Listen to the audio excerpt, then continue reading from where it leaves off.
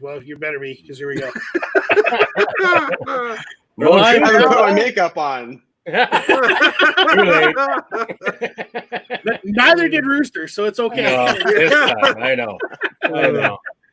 Well, guys, welcome to episode 33 of Gunning Around, where we're just as confused as you are. Our only saving grace is the fact that we suppress it with liquor and bullshit.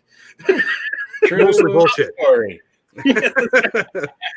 And once again, Gunning Around is proudly sponsored by EM Precision Rifles in Leduc, Alberta. EM Precision is one of Canada's premier precision and long-range rifle builders, established in 2014. Everything from lightweight rifles, hunting rifles, and precision starter packages to extreme long-range boomers, EM Precision has the expertise to get you up and running with confidence. Find them on Facebook, Instagram, and of course their website, emprifles.ca.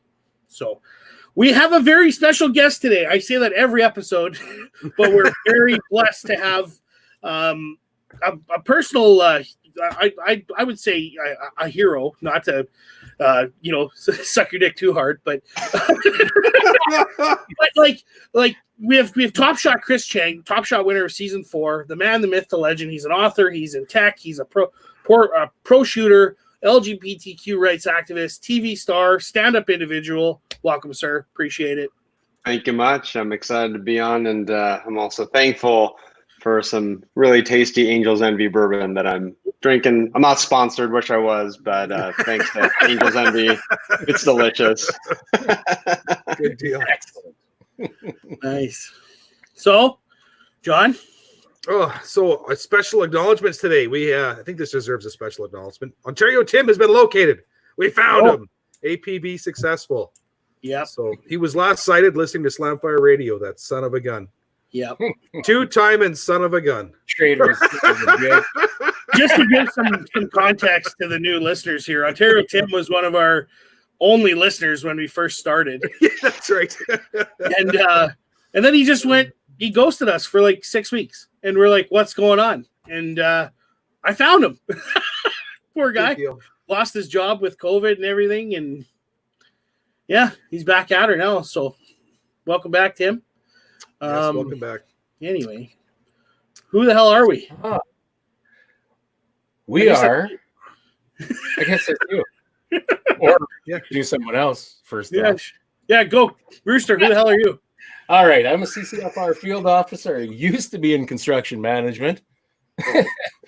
Right now I'm in personal time management, I think. Yeah, you're in purgatory. Yes, sir. You're in work purgatory right now. I'm burning my holidays, and my holidays consists of kind of what you see around me.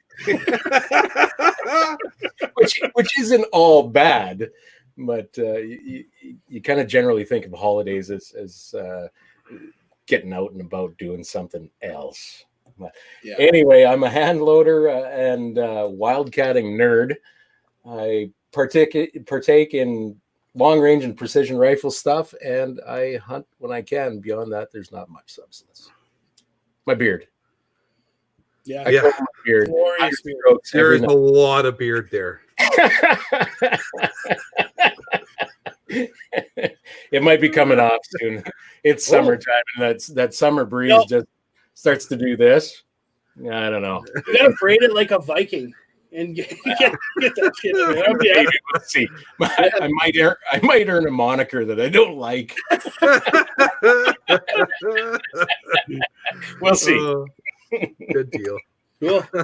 John, how about you, buddy? Sure. I'm a CCFR field officer, VP of the Regina Fishing Game League, Project Maple Seed IIT, firearms owners, business owner, shameless plug for M14 Medic Firearms, hunter, and a disgruntled licensed firearms owner in Canada. So, yeah, I guess that can be said for every firearm owner in Canada. I would hope so. Well, I'm not going to go that dark. I am Sean. I am the CCFR provincial coordinator, nominated for CCFR Saskatchewan director this year, Regina Fishing Game League director, CCFR Range Safety Office. What is it? Range Safety Master Learning Facilitator. Jeez Louise. Yeah, I know, right? It's a lot of words. I know. I wish there was a way to shorten that down. Well, CCFR RSMLF. We're still in the middle of Rolls right off the tongue. It's so much better. So much Recite better. the I whole love thing. it. Yeah, no That's right. kidding, eh? And I fix broken tractors right now. So that's what I do. nice. So yeah, Chris, tell us about yourself. All right. Well, my name is Chris Cheng, and I won season 4 of a TV show called Top Shot on the History Channel. And for those of you who aren't familiar with the show, it's they bring 18 competitors from all across America, different walks of life, military, law enforcement, lifelong hunters, Olympic shooters, etc. But then they always have a few slots for your self-taught amateur shooters, and that's where I came in. I was basically your dark horse, nobody that probably shouldn't have been on the show. But I trained really hard and learned so much, through my experience of training for and winning Top Shot. And I ended up beating all the season pros and won $100,000, the title of Top Shot, and a pro shooting contract with Bass Pro Shops, which is a big box retailer, here in the States. I think they might have a location or two in Canada. Yeah. But it changed my life. And this was back in 2012 when I quit my job at Google. I've been working at Google for 5 years. And I decided to go explore, what is this whole gun community about? Because before winning Top Shot, I owned some guns. I shot every so often, but, I wasn't really, I wasn't shooting that often. I didn't have a lot of gun friends. Didn't really understand the Second Amendment community. For me, like, firearms are just something fun to do. Occasionally go to the range, put some holes in paper, but I've really come to just meet thousands and thousands of just great gun owners, not just across America, but in Canada and a lot of other countries. It's just been this incredible experience that I never in a million years would have thought that my career would have gone in this direction. Firearms, it is the glue that binds us. I was thinking more about horse hooves. Marshmallows. Glue that binds us. That's right. Yeah, guns are the marshmallow in our Rice Krispie squares. Yeah, that's right. There we go. Nice. Well, guys, you can find us at facebook.com/gunningaround and leave a review and let us know how you're doing. Also, if you'd like the content, please leave a like on the page and share so we can spread the wealth. You can also email the show at info@gunningaround.com with any questions, discussion points, or future topic ideas you want to hear about.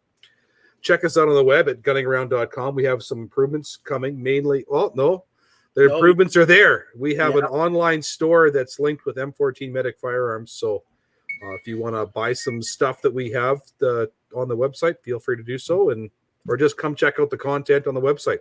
You can hear all the episodes there. You can find us on Stitchers and Apple Podcasts app and all that kind of stuff, or you can just go to the website and get all your content right from there. And John's got tens of pennies worth of M14 parts he needs to sell. Yes. So yeah. Davey needs a new pair of shoes, and the bank would like to get paid too. So by all means. Well, let's talk about that. Let's see your new toy, John. What, the one behind me? Yeah, no. We talked about that one. What about that little piece that? Well, I was going to do this in the shout-out section, but that's okay. So local guy I know here that's a F-class competitor and a PRS shooter had this Stiller Predator access to his needs. It came with a trigger tech, so that's going to save me like $300 right there. Yeah. But now the big dilemma starts. What do I screw into the end? So, well, let's have it right now. Who thinks what should go on the end of that thing? Well, my default setting is telling me to either go 243 Ackley, which is my go-to.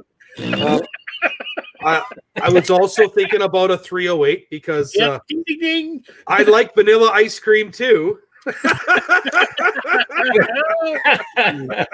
Is it the no name or is it the gold?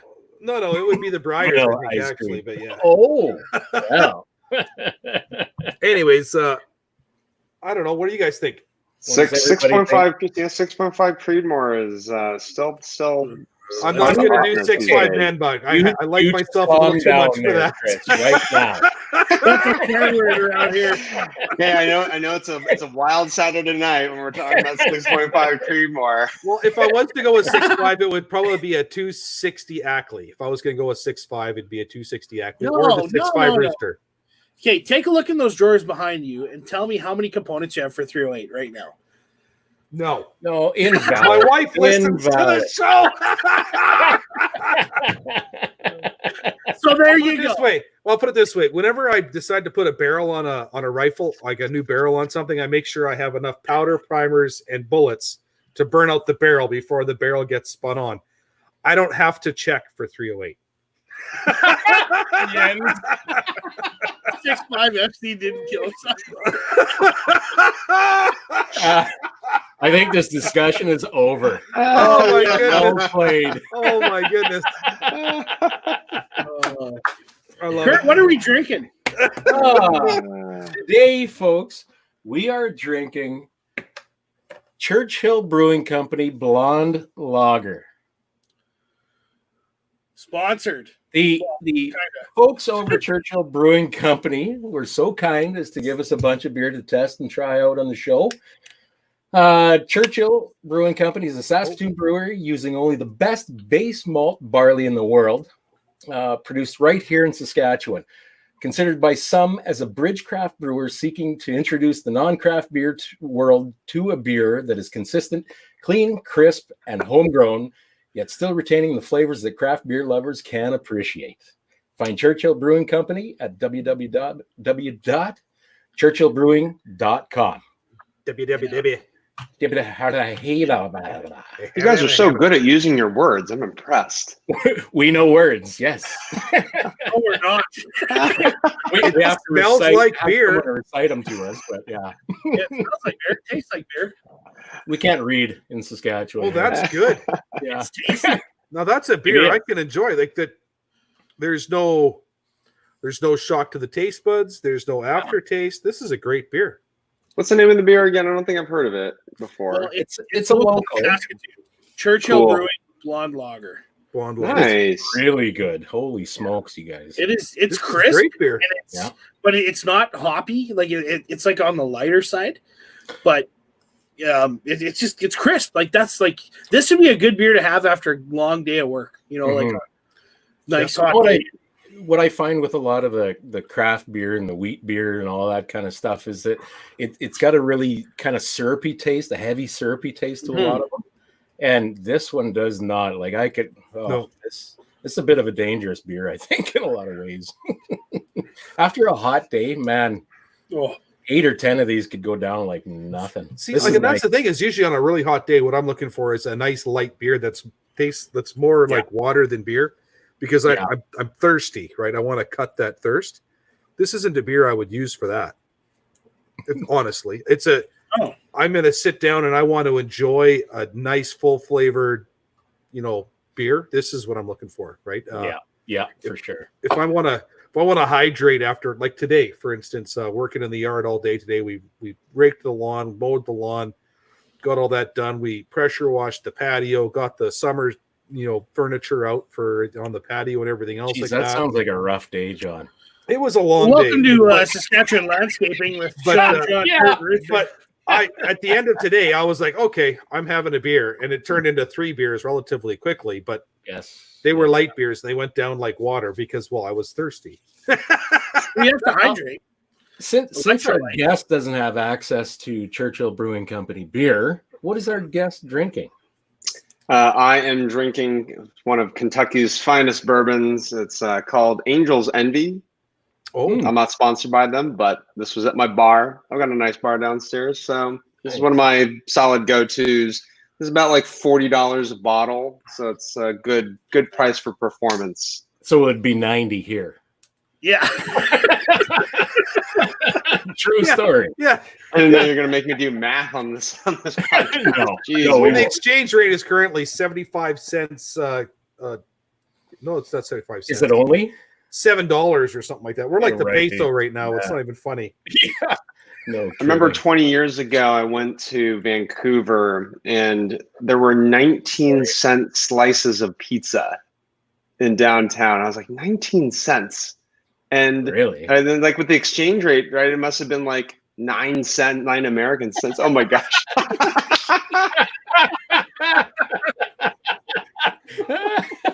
That has to happen. I just got a text from Jens who said in the chat 6'5" Epstein didn't kill himself. And he actually sent me a link to Yeah. Brass for 6'5" Epstein didn't kill himself. Oh my goodness. Whatever it is, John, you got to build one. It's Yeah, you gotta $115 a 100. I don't know. Oh my Lord. I cannot believe that exists. Brilliant. Oh, it is, isn't it? Sorry, I just had to share. Completely interrupted our guest talking about his favorite liquor. Sorry, guys. All right. Shall we move on to our founding sponsor ad?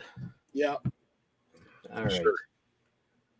Serving the Canadian gun industry since 2016, M14 Medic Firearms specializes in M14 pattern rifles as well as Garand rifles.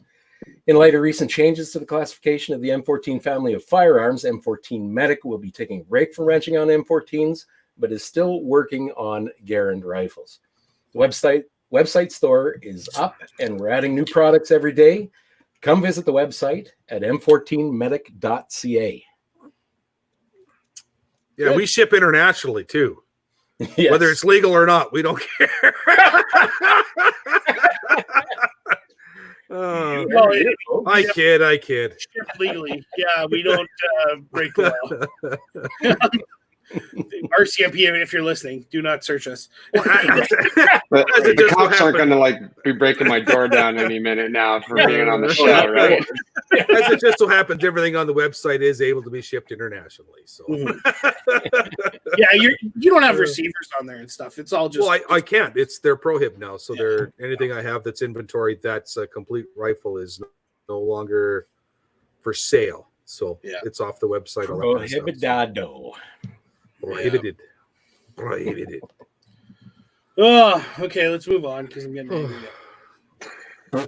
John? Okay, well, Chris Cheng is an American sports shooter and a History Channel's Top Shot Season 4 champion. Along with the title of Top Shot, Cheng won $100,000 cash prize and professional marksmanship contract with the show sponsor. Literally Bass Pro just Shop. said that. Yeah. So, introducing Chris Cheng, I guess. We already did that. Yep, we did that too. Hi, Jeez Louise. for the third time. Oh.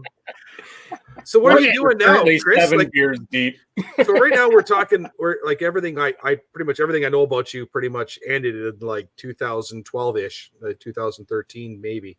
What have you been doing since then? Like you alluded to some of that earlier, but go a little bit more deeper into that, I guess. Yeah, sure thing. So when I won Top Shot in 2012, I quit my job at Google and I wanted to go explore this whole firearms industry and being a professional shooter. Like, what does that even mean? Like, how does one make a living? And so, my sponsors, right, they gave me guns and ammo and paid for all my travel and match fees. And I got to travel the country and, met just some of the most amazing people. And in American media, and I'm sure Canadian media is very similar, that there's a very anti-gun bias, right, towards gun owners, right? Gun owners are often perceived as, kind of like redneck hillbillies, or they're terrorists, or they're gangbangers, or they're bad people, right, one way or another, right? And my experience, my personal experience, and of course, the millions of gun owners, across America, Canada, and the world, the vast majority of gun owners are really great people. They're the type of people that would give you the shirt off their back, and if you needed help, right, they're going to be some of the first people to step forward to say, hey, I'm here to help you. And I can't tell you the number of shooting matches that I'd be at where a competitor's luggage, right, was like lost, right, in transit, or they forgot to bring ammo, or a particular kind of ammo, and you just literally have people ripping magazines off their belts, being like, oh yeah, here, shoot my gun, use my mags, like it was just, I just have so many memories of positive examples of solid character, right, good morals, ethics, right, just really good heads on your shoulders, kind of people. And so I did that for 3.5 years. Worked very closely with the NRA and the National Shooting Sports Foundation, which is the industry trade group. I'm a firearm safety ambassador, for the industry, and we filmed, let's see, almost 30 videos. They're all free. It's basically a shooting 101 series of videos to complement my book, Shoot to Win. Shoot to Win is my contribution. Hey, there you go. It's my contribution to the firearms community to help train the next generation, right, of gun owners. And when I was training for Top Shot, there were so many concepts that I didn't understand that were really confusing to me. Everything from caliber to stance to grip, and Shoot to Win is my way. It's how I interpreted all of this information and really distilled it into its most simple parts, and then how I apply that to winning Top Shot. Because, right, knowledge is, well, it's only useful if you can apply it towards something impactful, right, like winning a show or winning a competition. And so a lot of Shoot to Win is also the mental, right, part of competing. And anybody who's ever played sport knows that, right, it's not just about your physical ability, but it's about, how do you put right, the physical skill, the psychology, the emotional parts. So I was actually watching the season before mine today, just for fun, and watching the competitors in the season before me, just brought back this flood of memories about adrenaline and something that the show, if you've ever seen Top Shot, something that the show doesn't capture very well on TV is, when these challenges, when we're shooting in the challenges, we've often been sitting around and waiting for hours before the challenges even started. Yeah. Because there's so much setup for the cameras and the audio people and the art direction. And so to be in tune with your body and to not let these adrenaline rushes just drain you, right? Because if you're so amped up, right, for the challenge, I mean, that takes a lot of energy out of you. And I just saw a lot of my competitors, they would just almost get burnt out, right? Because they just had adrenaline flowing through them for like 2 hours, and that would just exhaust anybody. So anywho, after writing Shoot to Win and shooting guns full time for 3.5 years, I ended up going back into Silicon Valley. So I live here in San Francisco, California. And so I'm doing firearm stuff part-time now. And with COVID-19, I, like everybody else, and just, trapped here at home for the most part, and, get to watch people shoot guns and not shooting guns as much. But, there will be bright times again, and we'll all be shooting again soon enough. Well, and It's always dry fire, I guess. Eh? Yeah, that's great. well, and one thing I noticed about your book, because I picked it up at the NRA annual meetings in Nashville in 2015. And again, not to toot your own horn here, but you were one of the celebrities, if you will, that really took time out of your busy, hectic schedule to really ask me questions and be like, hey, tell me about yourself and tell me about what it's like up in Canada. And that really stuck with me. And I picked up a copy of your book down there, and going through it, it's a really easy read. And I just opened it up here. Illustrations showing double feeds on a Glock, like with some wording. It's really easy to read. It's and you were talking about the adrenaline part. Well, that's competition. as soon as that buzzer goes, like you're Oh. thinking, oh, okay, I'm going to do this, this, and this, and I'm going to shoot target A and double tap, boom, boom, boom, boom, boom, and then that buzzer goes beep, and oh shit, what was I going to do? Just all that So- planning goes just like right out the door. Yeah. Like I can only imagine that being magnified, just sitting there waiting for production to set up, whatever set and get the lighting right for Colby or whatever, and then you're just sitting there like, oh, now I have to shoot, and how am I going to do this? And then you're looking over at your competitors, and they're doing the exact same thing, thinking how they're going to fuck you over. And for so many of us, the recurring thought was millions of people will be watching this on TV. Yeah. And I better not screw this up. I mean, at minimum, like, don't make a fool out of yourself. But, like, obviously we're all there to win. But yeah, that kind of pressure. I mean, it was exhilarating. I mean, at a very high level, like I am an adrenaline junkie. I love doing things that are thrilling, right? That are exciting. It's how, for me, it's how I feel alive. Right. It's experiencing, right, the highs and the lows of competition and really challenging oneself and pushing yourself right into just the furthest boundaries of what you think is possible.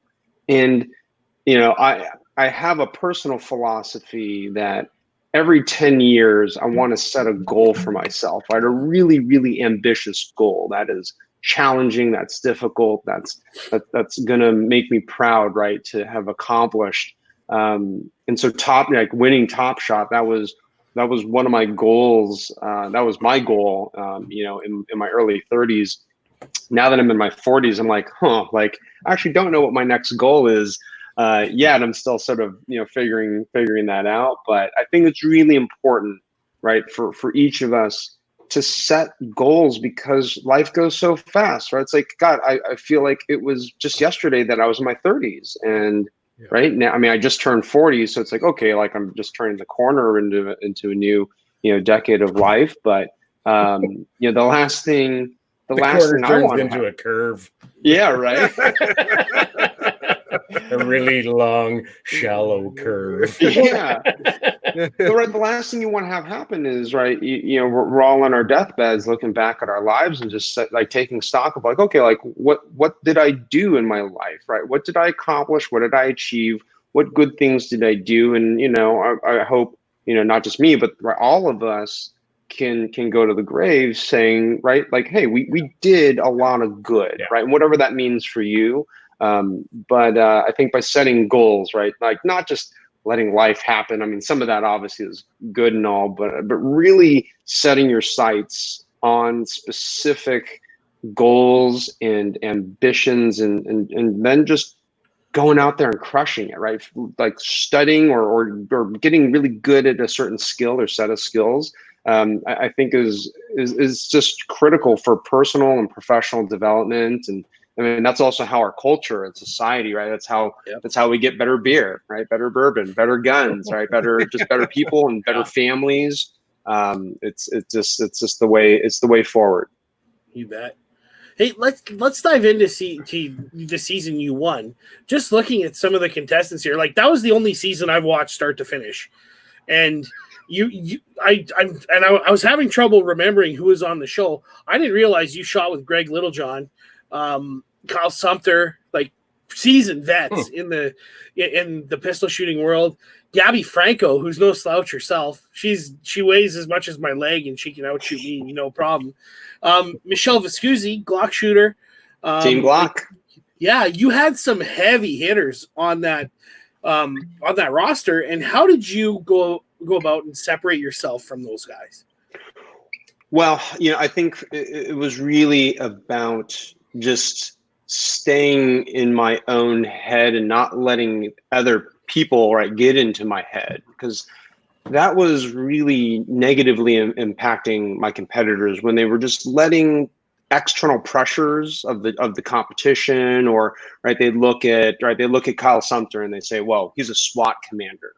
Yeah. And then they would just start thinking about, okay, wow, Kyle can do X, Y, Z. He can repel, he, flashbangs and all this tactical stuff. And, oh, he knows the MP5, right? Blah, blah, blah, blah, blah. But I wanted to just focus on, okay, what are my skills? What are my shortcomings? How do I compensate for my shortcomings in this competition? And just really focus on the fundamentals of marksmanship and competition, right? And just I'm a control freak, right? Like I have a feeling, a lot of people are, and so it's just about controlling what I could, right? Which was just all in my head, and not really letting my competitors be distracting. But there were, like you're saying, I mean, there were some extremely talented shooters on Top Shot, and it made for a great competition. And for anybody who hasn't seen Top Shot on the History Channel, I mean, it's such a fun show, right? Whether you like guns or not. I remember after I won, and I was touring the country, and when I met Sean, and obviously a lot of people would come up to me and they say, I watch Top Shot for the guns, but my significant other, Yep. he or she doesn't like guns, but they just like the cinematography, Right. the slow motion, the just like the competitive aspect. And I thought that was so cool that a gun competition was bringing in non-gun people and really showing this fun and more just like lighter side of the firearms community. Well, it was Forged in Fire before Forged in Fire was Forged in Fire. Essentially, like that was the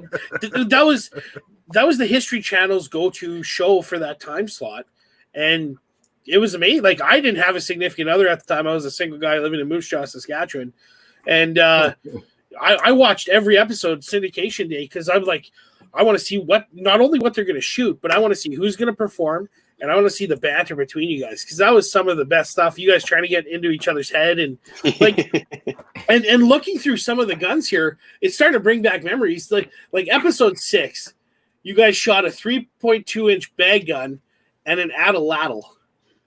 Like that's what you guys were judged on.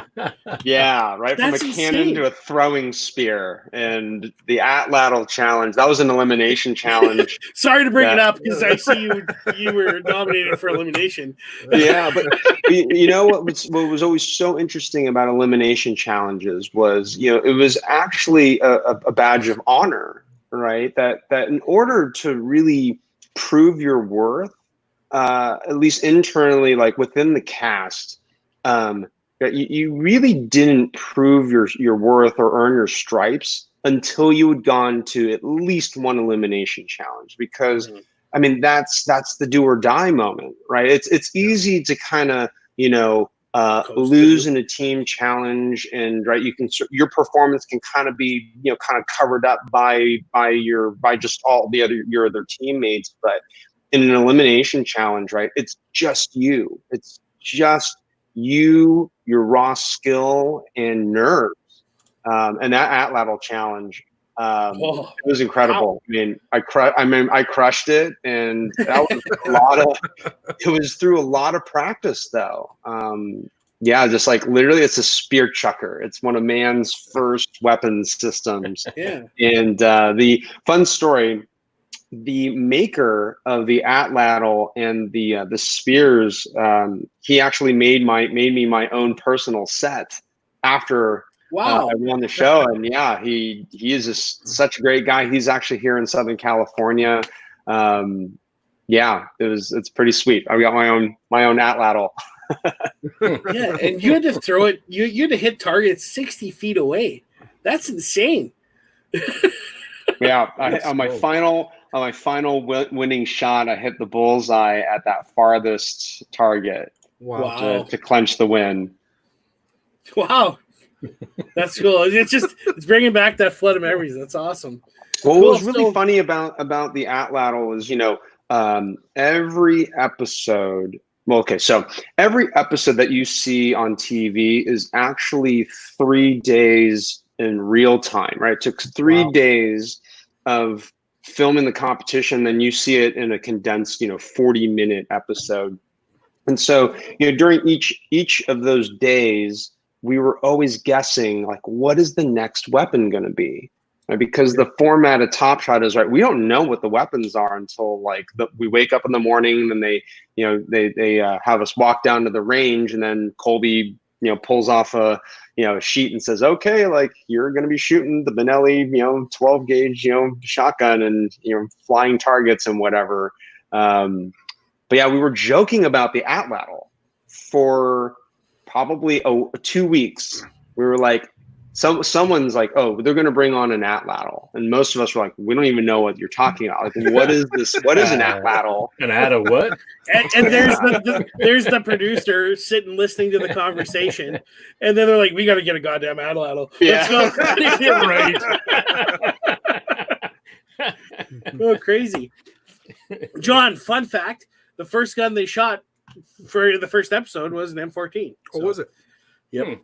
It was a great rifle. I had never shot an M14 before, and it was at 200 yards, and it was out of the 18 competitors.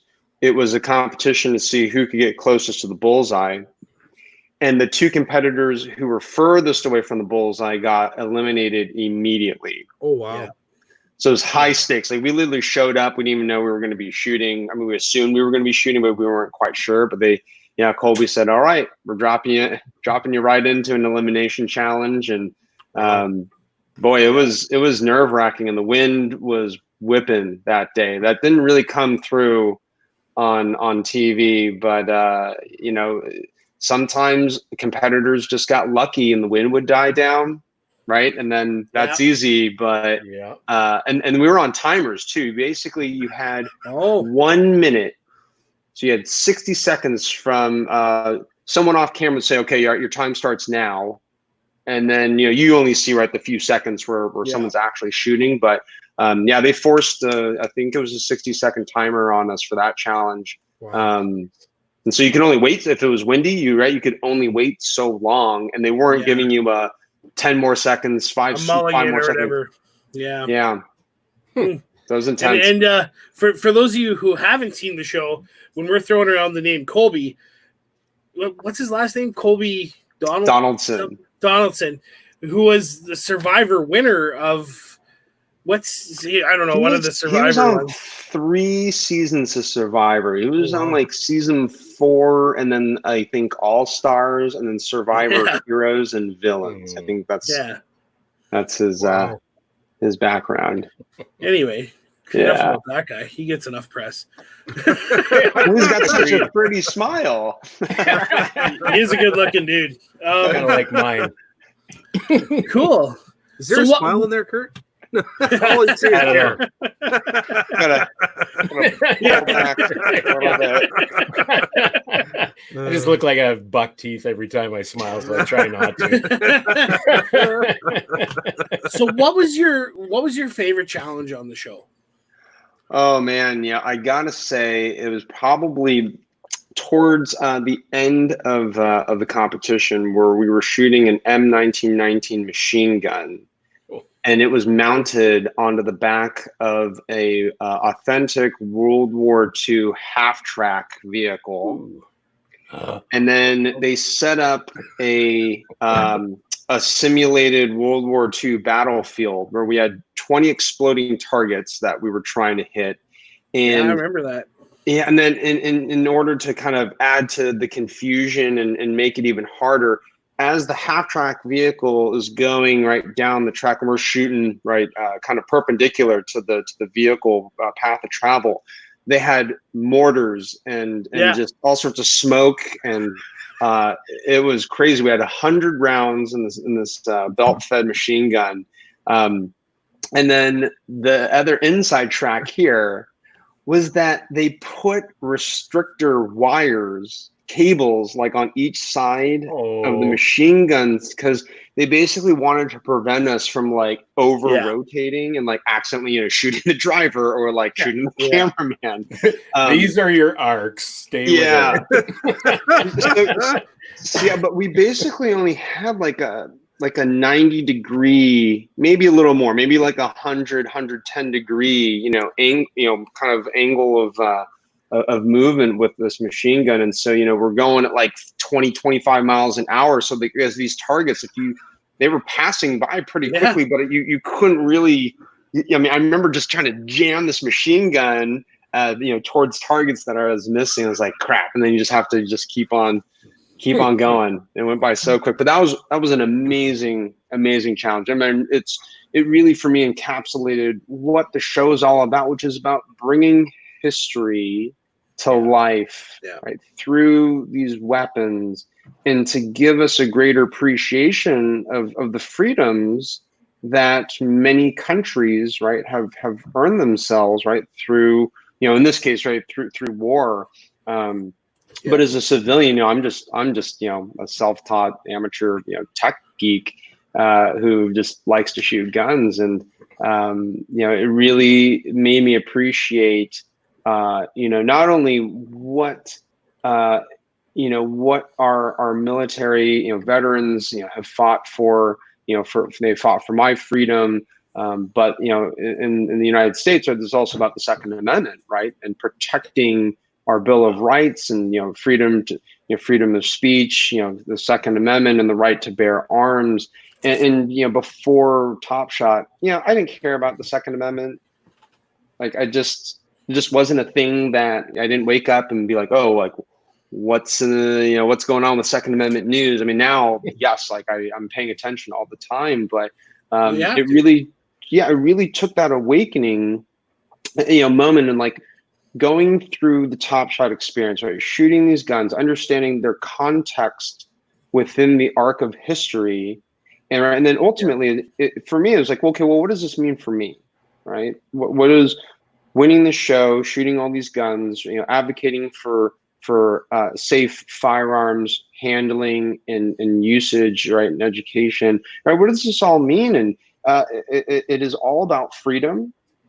It's about supporting everyone's freedom and right to protect oneself, right? Whether it's with a gun, a knife, or a hockey stick, a baseball bat. I mean, this sort of this core tenet of self-defense, right? That if we're under attack as an individual, like you should be able to protect yourself. Mm-hmm. And like looking at what's happening in Canada, right? Where did you have like 1,500 right different types of guns just banned, right? Your PM Trudeau, right? Just that's right. Yeah, well, there's 1,500, I think, in the ban. I think now we're depending on who close you ask, 2,000. It's as high as 2,300 specific models have been now named prohib based on the variant clause. So including 12-gauge shotguns. It's crazy, right? And the most important thing is, right, for all of us is that, right, if we have rights and if we have freedom, we have to speak out in defense of our rights. Because if you don't speak out, if you don't exercise your rights, then the government's just going to say, well, we're going to take them away because nobody cares, right? Nobody's going to kick up dust. I live in San Francisco, California, which is one of the most anti-gun parts of the country. It's and the state in California is one of the most anti-gun states in the country. And for me, I'm always trying to advocate for firearms freedoms. Here, not just in the state, but in my hometown of San Francisco, and it's hard, right? It's hard. Being often, a lone voice or one of, of a minority voice. Mm-hmm. But one part we haven't talked about yet in my background is, I'm part of the LGBT community and, openly gay. My husband's downstairs, baking bread and, whatever, doing stuff in the garden. Polishing your guns. Yeah. But I was very active in LGBT advocacy, before my firearms advocacy. But for me, it's a very similar mentality, right, and very similar approach of, the LGBT community for decades, right, we were fighting for our rights, and in this case, we were fighting for rights and freedoms that we did not have, right, and it wasn't until 2015 when. The Defense of Marriage Act, which here in the States, right, basically prohibited same-sex marriage. DOMA fell in 2015. And that was after decades and decades of advocacy and constantly, advocating for our rights, right? Pride parades, being visible, right? Being visible, being vocal. And it's very similar, right? With gun advocacy. Yeah. Right. It doesn't matter, right? If you're here in California or if you're in Canada, it's sometimes it's a lonely battle, right? To Very be much so. right when you're at your family functions, you're at work, you're in your group of friends, and sometimes, right, there's some stupid, shooting that happens, and all of a sudden, everyone looks to you, right, Yep. to be, Absolutely. That's the authority. You just described exactly what happened to me when we banned all these guns. I was getting calls from I've got buddies in Virginia who are going through the same battle, and all over the United States being like, "Hey, man, you can't let this shit fly," because, well, unfortunately, guys, it's not a right in Canada. We don't have it in our Constitution. So really, it's we're fighting a losing battle, and there was a very vocal minority that is coming forward, but it's too late. It started in 1993, and now it's come to a forefront. Now they're taking everything, and next is handguns. And so the thing that gives me some hope is, right, the LGBT community, right, just there were some real dark moments, right? 2008, right, when we had in California, it was a ballot Proposition 8.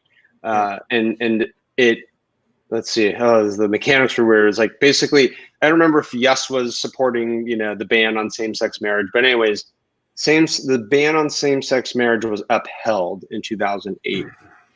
And the LGBT community thought, oh my God, right, this has set us back decades. Mm-hmm. Yeah. Right. And they thought, wow, like it's going to take us more, like multiple decades, right, to get the freedoms, right, that we don't have. But right after just so much of this is a hearts and minds campaign. And that's the connection that I see with gun advocacy, right? Whether it's here in America or in Canada. Funny, we just heard that the other day from Shane Getson, didn't we? Mm-hmm. Exact same phrase. Yeah.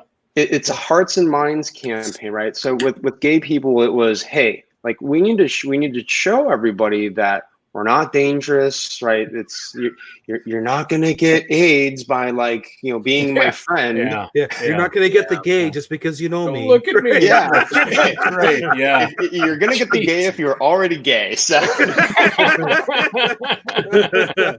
just embrace it.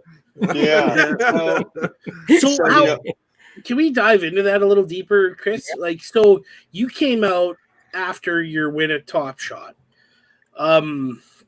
publicly, and how was that received by the gun community? I was really concerned that I was gonna have to, deal with a lot of bigotry and rednecks. Yeah, and I mean that's the messaging, right, that I gotten from mass media that okay, I'm going to run into just a bunch of racists and homophobes and chauvinistic, just misogynistic, all the just the pejoratives, right, that you want to apply to your stereotypical gun owner. But I can tell you the vast majority of gun owners and the firearms industry were so welcoming and so embracing of me being gay. And what was most heartening is most people don't care. Yeah. And that's really important to me, actually, because the fight for equality, right? The fight for equality means that I'm treated equally, right? I don't want to be special. Like, I just don't want me being gay to be a notable thing, right? It should be as notable as people who are straight, right? That I don't care. It doesn't define you as a person. Yeah, right. You have brown hair, right? Yeah, like good for you. Yeah, let's move on. Yeah, right. It's like it's there are certain things, right, about us, right, whether it's like your physical makeup or in this case, right, your gender, your sexual orientation, that just like they're parts of who you are, but they shouldn't. I mean, for me, like they shouldn't define who you are. That's right. Well, maybe put another way. I mean, I think it's okay for people to make those parts of themselves that they're defined by them. But it's one thing if the individual is saying, "This is who I am," as opposed to society and external people saying, "Oh, like this is who we see you as, right? This is who we think you are, right?" It needs to be the other way around.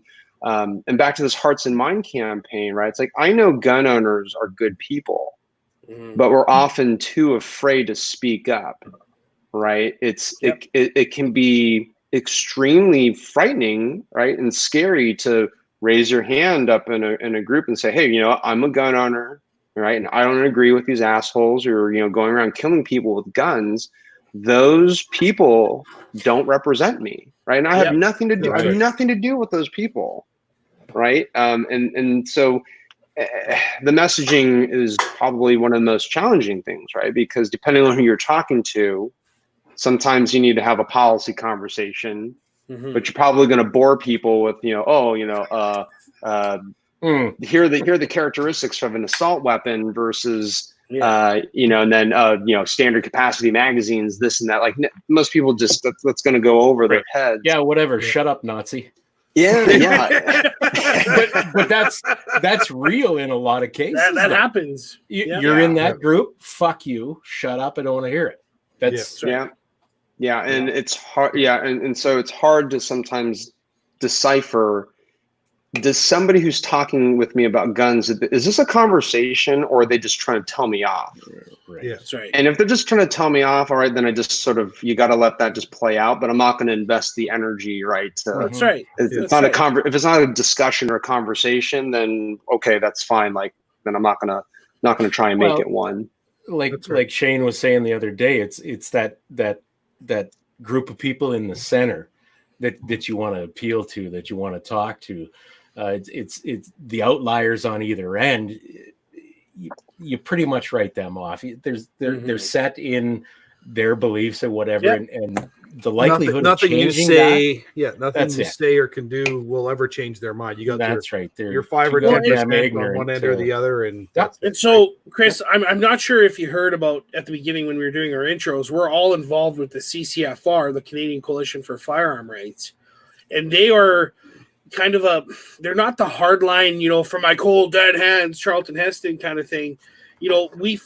We figured at the CCFR, I've been a founding member since 2014. When did we start? 2014, 2015. Anyway, we wanted to appeal to that that undecided base to educate the non-gun owning public as to what the Canadian firearms laws actually are. Because 98% of Canadians don't know. And that's the big thing. So when they say, "Oh, I'll get these," Trudeau banned these assault weapons. Well, how is this an assault weapon? It's a semi-automatic 223 5.56 rifle that's no different than a bolt. Like it's just to trying to explain that to people. These are my assault pliers. Yep. If I choose them to be, if I choose to make this into a weapon, right, ban my assault pliers. So and we felt when we started the organization that we've lost our rights because unfortunately in Canada, it's not a right to own firearms. We've lost our rights over the course of 30, 40, 50 years. Like Tom was saying in the comments, 1935, we had to start registering our handguns. And it's been a game of inches, and we're not going to win it back in one foul swoop. It's going to be, winning those inches back and back and back and back. And unfortunately, we don't have a government that wants to play ball. It's, they put this sweeping ban through that isn't going to save a single life. That's the most frustrating part about so much anti-gun legislation is that you have these politicians who are saying, "All right, these gun control laws are going to save lives," when those of us who understand how guns work, we just look at these laws, we're just like, no, it's nonsensical. And They also have black. Oh, yeah. Jen's saying they also your pliers also your have pliers black handles. black handles, so obviously they're Scary. they're assault pliers. Super scary. Super scary.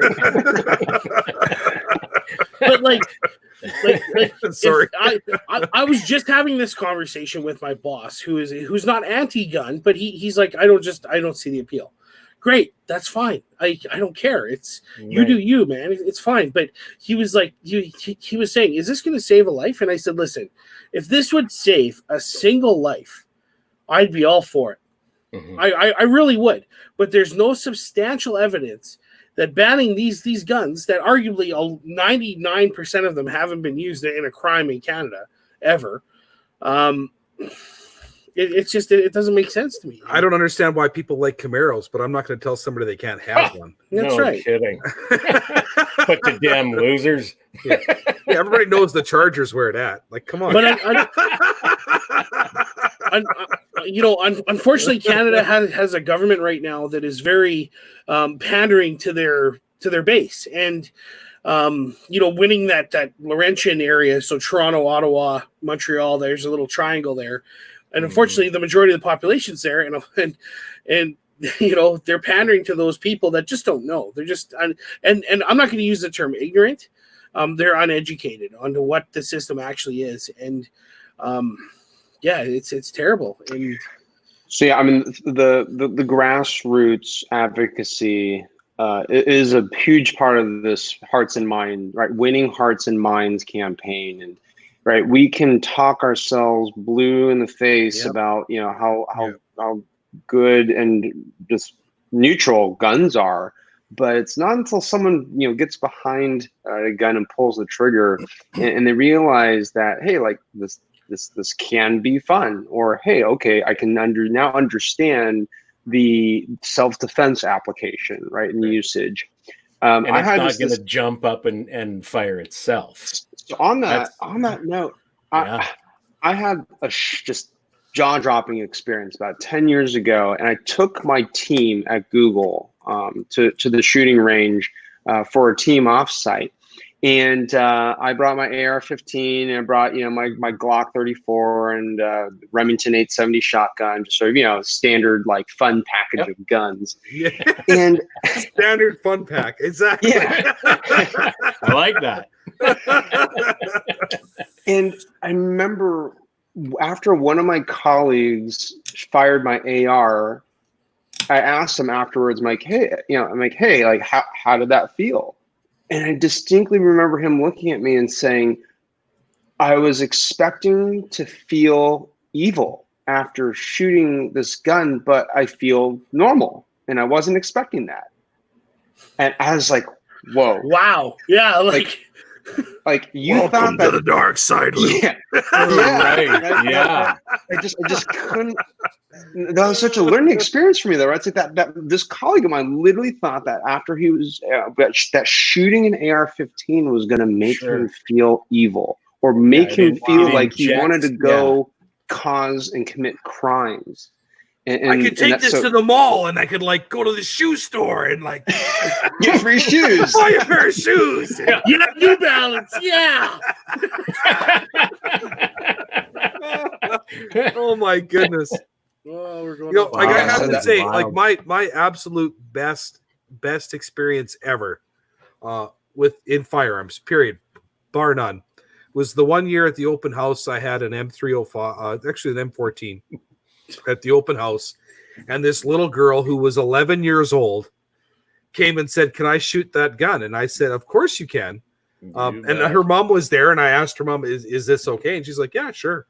And she sat down at the bench behind this M305. I told her how the peep sight works and where to put the front sight in relation to where the bullet impact is going to happen. And on her first shot, she hit a 12-inch gong at 215 yards. Nice. And then she proceeded to put 4 more rounds into that gong at 215 yards. And she got up and she goes, "I thought that was going to be much worse than it was." And then she's like, "Can I come back and try later?" I said, "Sure you can. Anytime." And it was like, it was just like, my goodness. And she had this look on her face like, "Oh wow, that was great." And it was just like, wow. And Those are that's some so of the important. best smiles on the planet. Exactly. And that's so important, right? To have, especially for those people in the middle who are neutral, who just don't have any preconceived notions about firearms. Right? When they have a great first experience, right? Not only did you remember that, John, but like she's going to remember that for the rest of her life, right? And hopefully, right, just that little seed of positivity, right, of a great gun owner, right, will hopefully ripple right into something beneficial and positive for gun rights one of these days. Yeah, and that kind of stuff spreads too. It's like a virus almost. Hugely important. Well, a virus you typically think of as bad. So, well, I'm not saying gun ownership is bad, but okay, a fungus then. Oh wait, okay, it's bad for your credit. Let's put it that way. Bad for your credit is about right. Yes. Yeah. Well, is this a good time to do a sponsored sponsor break, guys? Or yeah, I think so. Should I hammer, Kurt? Give her. Okay, email us at info@gunningaround.com and tell us about your EM precision rifle builds, videos of you or your shooting, or questions or comments you might have for us. So we got one here. Let's pull it up. This is Marcel's. I think we might have covered it, but I don't have any details. So let's. Well, it's an MPA chassis. Yeah, looks like a Night Force scope from here. Yeah, you can see the NF on the on that. Mm-hmm. Is that an Atlas bipod? It is so. Yeah. Oh, I like Atlas bipods. They're solid. You bet. Beyond that, I'm not sure. That barrel is definitely black. Good eye, John. Good eye. Yeah, and I think there's some sort of muzzle device on the end. Looks like some sort of brake, maybe. Wait, well, John, you're saying this looks like some sort of gun. Whoa, I wouldn't go so far as to say that. There's definitely a piece of pipe in there. Is there any wonder John is an M14, a firearms professional, as it were? Is there a bolt in that gun at all? Is it just a tube? No, I don't think so. I think there's no bolt. There's no bolt. It may be a dart gun, a modified dart gun. I wonder if it's on the ban list. It's too bad. It's too bad Marcel didn't share some more information about his build. Yeah, Marcel, fail. Send us your info, buddy. Anyway. But no, keep those coming, guys. We need to fill that slot in the show every week with customer builds from EM Rifles. And I can't afford to have a build every week to put out the thing. So send us your stuff. Maybe I should crowdfund a build on this action. Maybe. Hey? Yeah, do it. I wish you luck. Yeah, I'm not giving you a fucking penny. Right, you're not already giving you enough, pal. Walk you, he says. You guys are so mean to each other. Yes, but we're accepting of others. It's all from a good place, though. We don't like each other, but we're very accepting of others. Yeah. So you said, Chris, you're working in tech now. Do you want to elaborate on that? Can you elaborate on that? I can definitely elaborate on that. I have to keep my employer separate from gun conversations. But something that is fascinating, I think, about Silicon Valley is there's a very strong libertarian bent right through mostly the engineering divisions, and so Silicon Valley has this reputation of being hyper liberal, and I would say most of tech executives definitely fall within that bucket.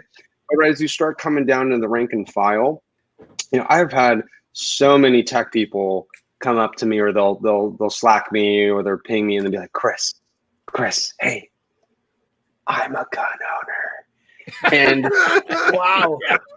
Yeah. Like I have a boil on my face, but don't tell anyone. Hush, hush. Right? Like there's all these closeted gun owners in tech and in the Bay Area. And it's fascinating for me because, I know what it's like to be a closeted gay guy, and it's like you're always feeling like you just can't, speak your mind or, be your true self. And to hear so many of these gun owners in Silicon Valley feel like they need to tiptoe around it because right? If their boss catches wind, right, that they might get fired or they may get passed up on projects or other things. I mean, I'm a part of this one. It's a long range rifle group, right? It's all tech people, and they are not out at work as gun owners, right? It's like literally a secret society that they formed, and they all discrimination. Yeah.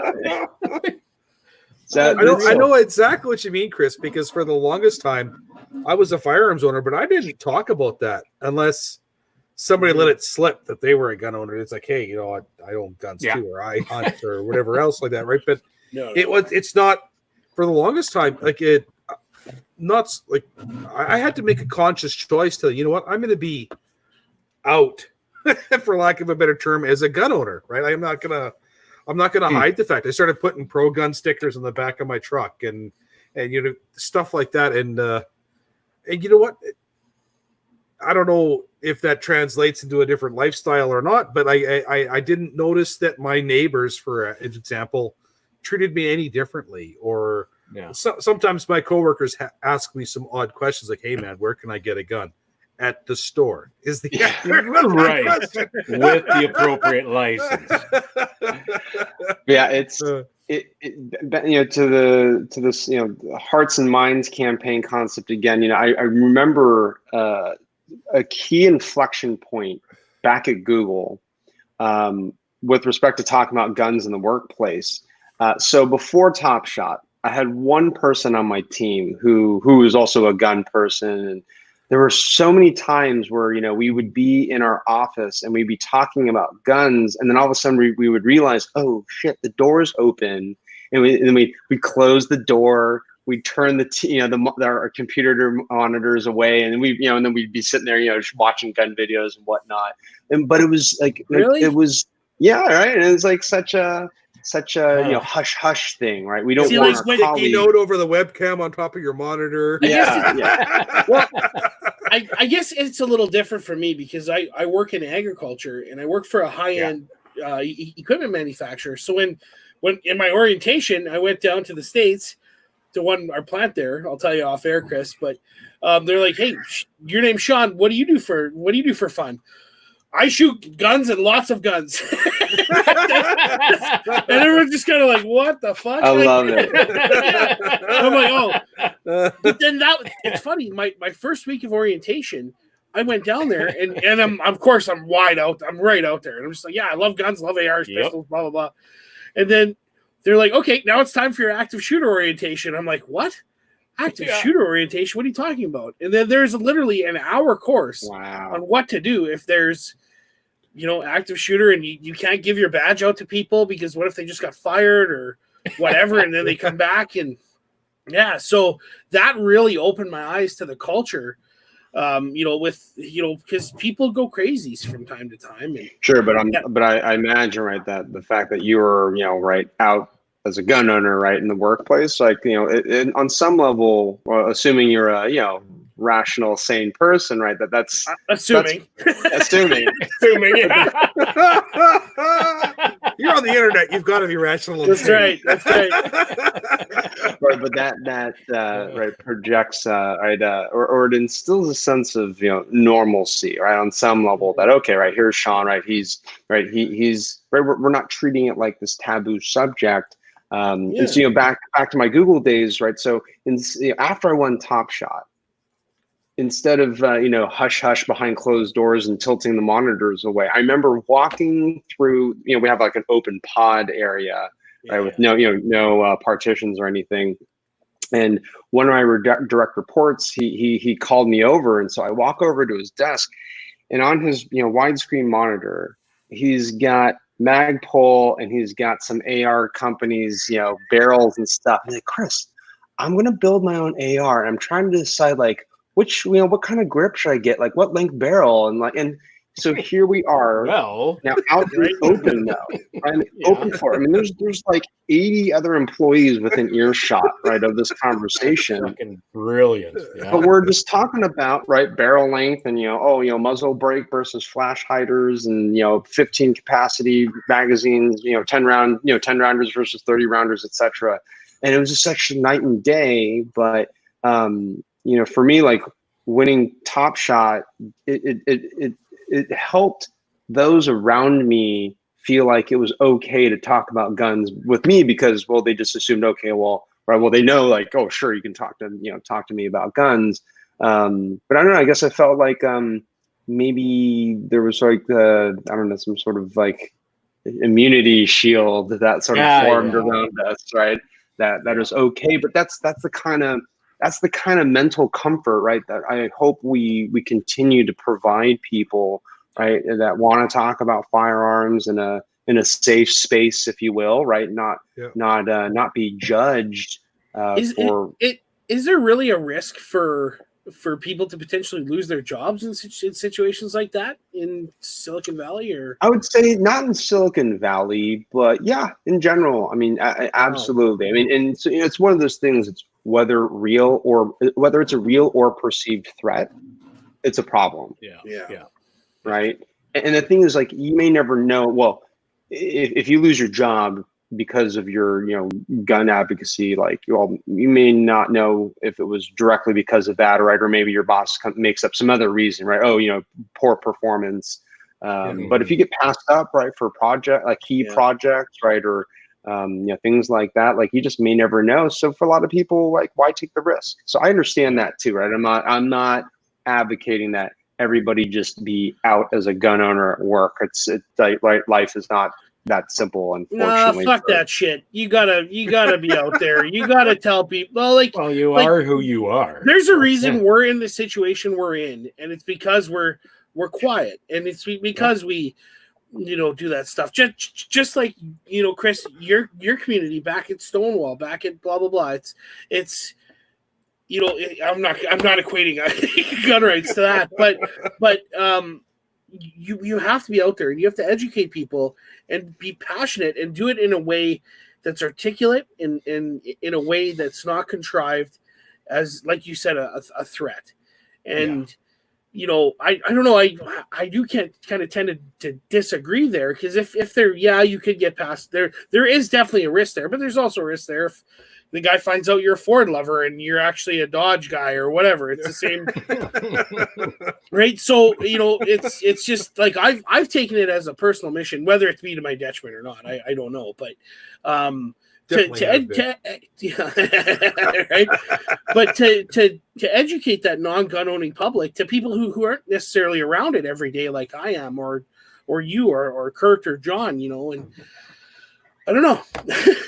I just don't know. We'll see if it works or not. But so far I've had actually fun story. So Wednesday night, I'm getting home from wherever I was, and my old chemistry teacher, who is a diehard NDP supporter, so socialist, he's an old teacher, let's put it that way. So he likes public funding, he likes money to come out of nowhere and that sort of thing. Well, he calls me up and he says, this is such an overreach from the government, and it circumvents democracy. But this is horseshit, he said. And I've only heard him swear a couple of times. And he says, what can I do? And I said, well, you got to support your orgs. You got to support all of them. It doesn't matter which one you choose. Yeah. Just if you got $100 kicking around, buy them all. And the CCFR, NFA, CSSA, NRA to a point. Yeah. And he's like, okay, great. Well, I'm a senior. Does that help? Yes, it does. And yada yada. We went through the whole deal, and actually, I ended up buying the membership for him with a magazine subscription to the CCFR magazine. But good for you, buddy. It's just things like that we need to do to show people that, hey, we're not, these crazies that are out, yeehaw, and boom, boom, boom, and that sort of shit. Like, blow shit up. Mm-hmm. Yeah, exactly. So, not that we don't like to blow shit up. I was gonna say, oh man, but we don't do the. Mm-hmm. No. Well, you don't. If I see a nice piece of AR in front of me on my bed like this, I'm gonna look at it. Well, I tell you what. You got a pretty muzzle. Yeah. What's that chambered in? Doug Right. brings up a really good point here. Honestly, Oh, we kept our guns in the closet through the 60s and 70s, and because of that, now we have to keep them in a safe. And that's speaking of your comments, Sean, about being quiet, and it's not necessarily widely accepted and all that kind of stuff. So we just do our things. We like our things, and we'll keep it that way. We're okay that way. what's the old adage, Kurt or John? It was first they came for our black rifles, and nobody and I yelled and nobody came, nobody helped. Right. Then they came for our pistols, and people yelled and nobody helped. They took them away. And then they came for our hunting rifles, and I was the only one left, or whatever. There's no one else to help. Yeah. Right. Yeah. So- There's several different renditions of that, but that's essentially it. Yeah. Yeah. If you don't speak up, if you don't stand up for your rights, sooner or later, there's going to be fewer and fewer of you, and soon enough there will be no one. Absolutely. That's right. Yep. You play bass, Chris? I do. Yes, I'm a classically trained double bassist. Yes. Yeah. Double bassist. So still like this, not like this. Not like Yeah, slapping yeah. class knives. Yeah. Snapping the bass. Yeah, it says here you're on the board of directors for the San Francisco Opera Bravo Club. Is that something? Yeah, there was a 3-year stint. Yeah, that was a while back, and I've been a huge supporter of the fine arts, and it was really funny about I talk about this in my book Shoot to Win, and how I connect a lot of my other skills that I gained in music and baseball and golf, and for music, it's all about like dexterity, right? Especially stringed instruments, and then it's just raw practice, right? And when I was training for Top Shot, I pulled the trigger at least 20,000 times, right? Whether it was through dry fire or through live, actual live fire. But, you have to have that kind of discipline, right? To sit down and go through all the manipulation, right? Drop the mag, calm down, sight picture, et cetera, trigger squeeze, et cetera, et cetera. And that takes, tens of thousands of repetitions. And for me, I got that discipline as a musician, right? And as a baseball and a golf player, right? Going through the mechanics of the swing, of throwing a ball, of running scales, right? Up and down, like over and over and over, until I could do it perfect, and not just do it perfect once, but I could do it perfectly 20 times in a row, right? One sitting session. Yeah. So to become a really good marksman, I mean, the great news is that anybody can get really good at shooting a gun. It just takes understanding what you're doing, which at its core fundamentals, shooting a gun is pretty basic. And that's what I hope Shoot to Win just helps, again, distill this down into its core concepts, and not try and use fancy schmancy words. And there's me. Good trigger finger discipline. Look at that smile.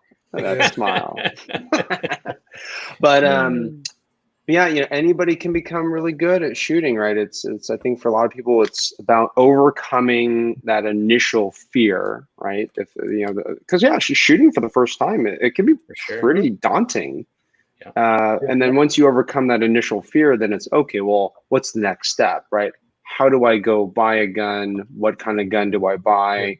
Where do I go shoot, right? And then so there's all these hurdles, right, that we have to help your first time gun owner get through. But it's just about practice, and you don't even have to shoot live ammunition to get good. One thing about professional shooters is that the vast majority, I would say, of our practice sessions are dry fire sessions, right? Yeah. It's I don't even use snap caps. I'll just have a dry empty gun. I'll be sitting, watching TV, And literally for me, I mean, everyone's different, but for me, it was just always about trigger squeeze and having a nice smooth trigger pull. So I, watch TV and I literally just, I just rack and aim at like a light switch and go click, rack, and then just move and click, just keep on rack and click. And boy, you can get really good. Absolutely. Just through dry fire, practice. That's how I was sponsored by Smith & Wesson for a very short time when I was competing IDPA. But what I would do is I would watch TV with an empty AR or a pistol, and I would use the different people that would come up via the cuts and use that for target transition. And then I'd shoot with both eyes open, and I'd go from the TV. So if I was watching Game of Thrones, I'd shoot Daenerys right in the face, and then I'd move, and then I would move to a picture of my family. You just monster! On the next side. I know, right? But that definitely helped. But you know what that taught me though? That taught me to shoot with both eyes open and to see where I'm going next, and then to get that quick target acquisition within the crosshairs of my 1-4 or my irons or whatever, and just moving, click, and then I finally took the plunge and bought a bunch of 223 snapcaps for my AR, for my mags, so I could have that feel of loading an actual weighted magazine, right? Or transitioning from shoot box to shoot box, and dropping that mag that might have 5 rounds in it, but going to the next and just topping up from there. So yeah, and shoot to win definitely helped me with that. By the way, cool. Yeah. Glad to hear it. Yeah, man. Have you guys seen that video of that fella that all he'd ever done was airsoft? That Japanese guy. Yeah. That Japanese fella. Mm-hmm. All he'd ever done is airsoft, and they took him out to the range, and the execution was, one. Yeah. It was like a pistol one course, Chris, and the guy was just shooting airsoft his whole life with the same gear, same weight as everything, except they brought him out to a course, and I can't remember the drill that they started him on, but I think he was there with like law enforcement and a couple competition guys, and he beat the fuck out of everybody just from having the fundamentals on base. Right? Oh, that's so great! That's amazing. Thousands upon thousands of rounds of dry fire. Yeah. Dry fire with that and simulated recoil. I think he was using a Glock 17 airsoft pistol with that simulated recoil. I think it was, because then in the course he was using a Glock 17 as well. And anyway, it was a sight to behold. I mean, he wasn't amazing, but he beat the shit out of everyone on the line. But you saw the progression though, hey? Yeah. As they went through that, and little tips and tricks from the guys helping him out, the trainers or whatever. Yeah. And he turned out to be just fantastic. Yeah. And the trainers were just flabbergasted. Like, look at this guy. And you guys that have been doing this for 20 years, look at this guy. Yeah, 5,000 rounds of pistol a week, and an airsoft shooter beat you. So take that home. Yeah. So hearing you say 5,000 rounds, makes me kind of just laugh. When we hear these news media reports about someone gets arrested because they have a whole weapons cache with 10 guns and 5,000 rounds of ammunition. It's like, 5,000 rounds of ammunition is not that many rounds, and it doesn't take up that much space. And I remember, when I would get my ammunition through Bass Pro Shops, I would often order a whole year's worth at a time. And I got 50. You can do that with $100,000, Chris. Yeah. You get it free with a sponsor, but it was crazy. I mean, I remember going to Bass Pro Shops and picking up 50,000 rounds of 9mm, 5.56, and 12 gauge buckshot and birdshot, for competition. And I remember. No slugs, Chris? Really? Sorry, actually slugs too. But I remember thinking, I'm like, oh crap, like 50,000 rounds. This is when I was just getting started. I'm like, 50,000 rounds. I'm like, am I going to be able to fit this in my, my like mid-size SUV? And I had plenty of room to spare. I mean, right? I shoved 50,000. I mean, it was full. I mean, it was heavy, of course, but I mean, just the actual Oh my gosh, I've been drinking too much bourbon. I can't use my words. You're not alone. Welcome to Coming Around.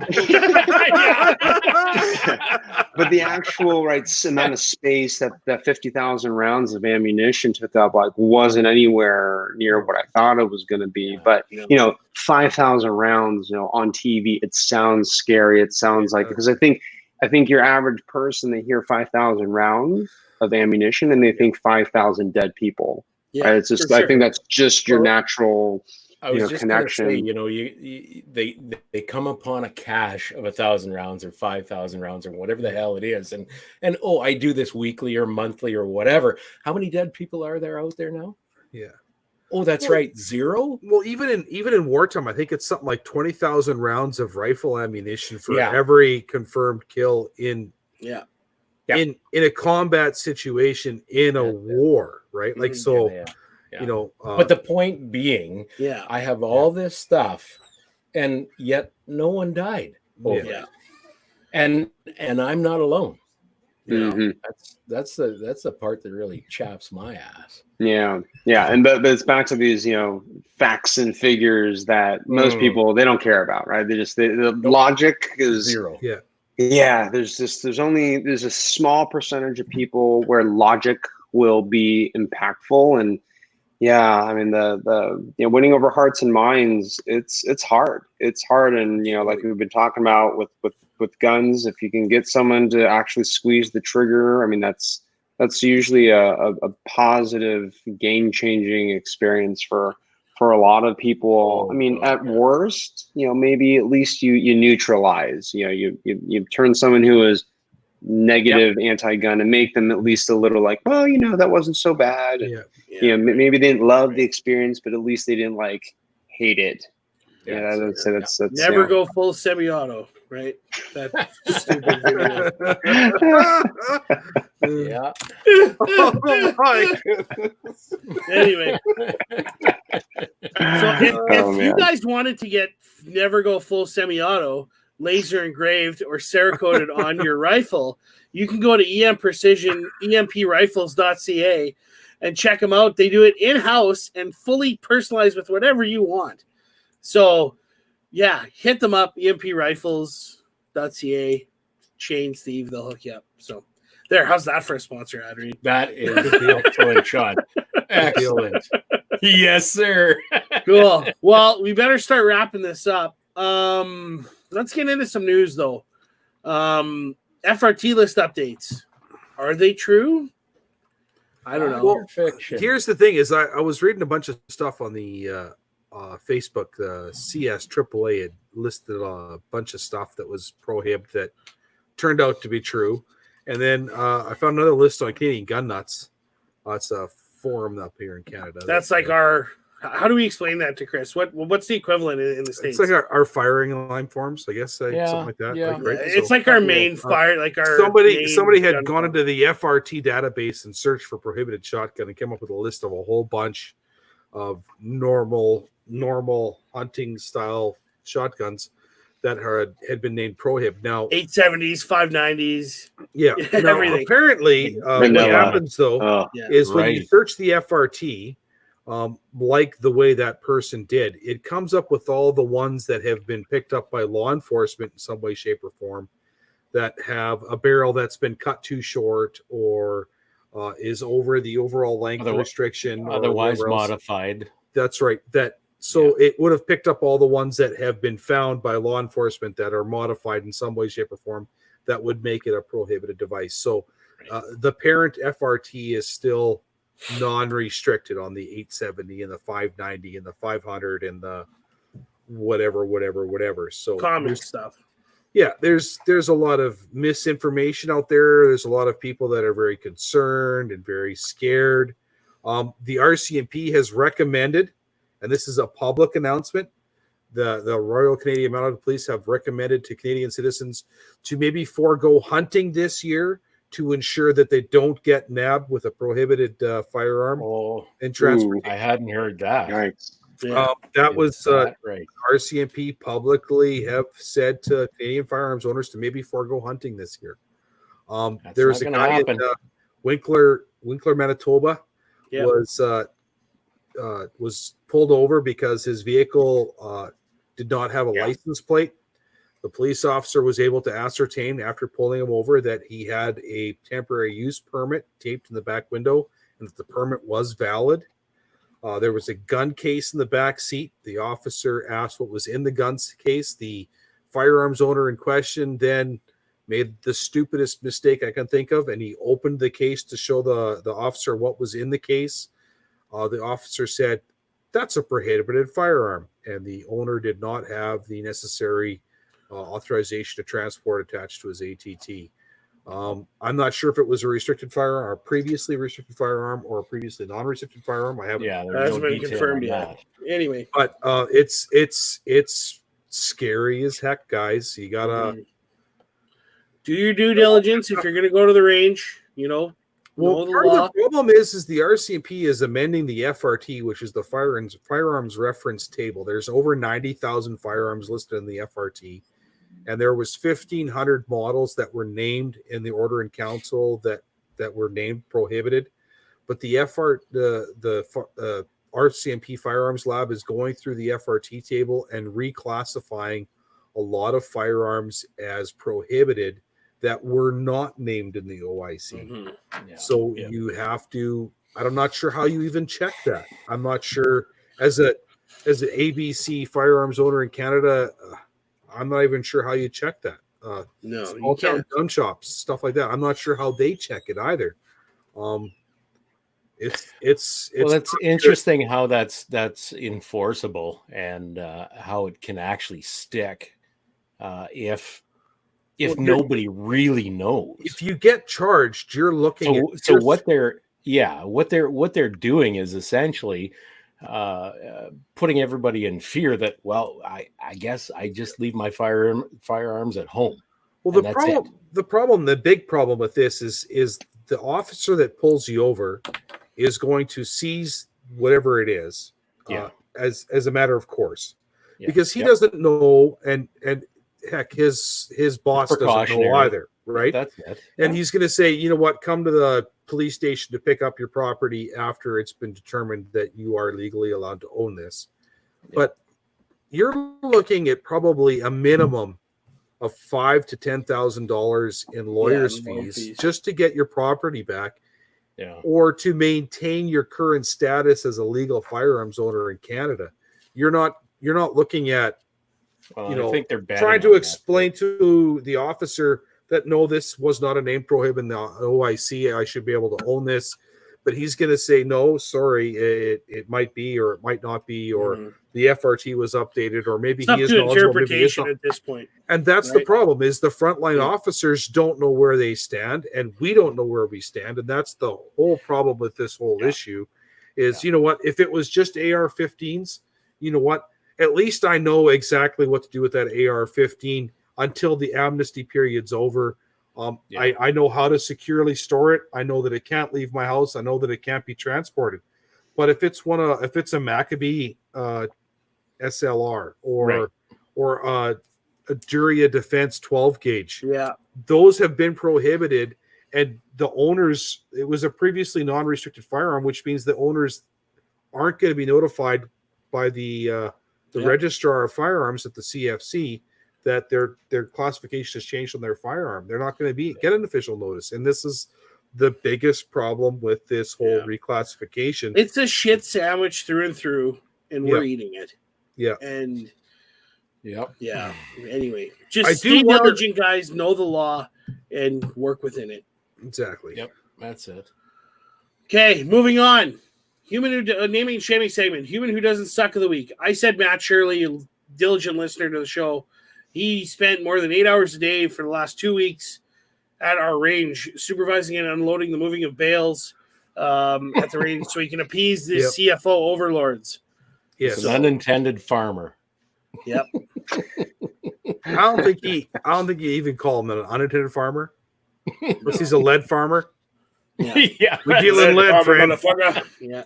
It's a funny story. I'm just a dude playing a dude dressed as another